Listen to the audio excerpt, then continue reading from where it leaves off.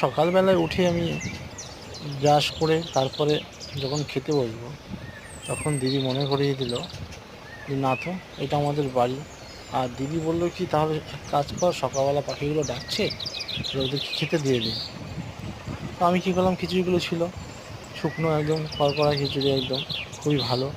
তা আমরা রাতে খেয়েছিলাম, তার জন্য ওদেরও সকালবেলা দিয়ে দিলাম।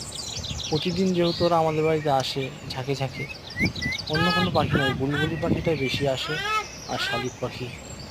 তো আমাদের বাড়িতে ওরা প্রতিদিনই আসে ঠিক এরকম সময়, 7:30 8টার সময় এসে ওরা ডাকতে শুরু করে। তো আমার দিদি ডাকছিল ওদেরকে, ওরা চলেও আসছে এক এক করে। কিন্তু প্রথমে ভয় পায়, কারণ চারিপাশে বিড়াল থাকে, বিড়ালের ভয়ে ওরা নামতে পারে না। সেই কারণে হয়তো ওরা ভয়ে অনেক রিস্ক নিয়ে চারিদিকে তাকিয়ে দেখে তারপরে ওরা নিচে দিয়ে নেমে আসে।